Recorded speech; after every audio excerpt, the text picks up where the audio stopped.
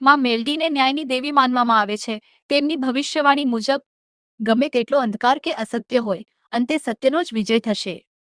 જે વ્યક્તિ સાચી છે અને જેના પર અન્યાય થયો છે, તેની વહારે માં મેલડી ચોક્કસ આવશે. લોકવાયકા મુજબ માતાજીએ કળિયુગના લક્ષણો વિશે પણ સંકેતો આપ્યા છે.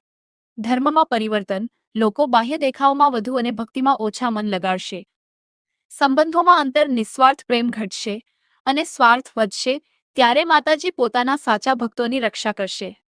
માતાજીની વાણીમાં હંમેશા કર્મો પર ભાર મૂકવામાં આવ્યો છે. જેવું કરશો તેવું ભરશો.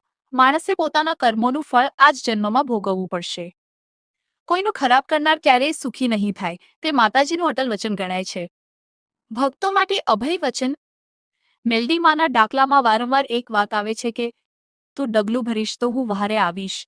જે ભક્ત સાચા હૃદયથી અને નીતિથી ચાલે છે, તેને ગમે તેવી આફતમાંથી માં બહાર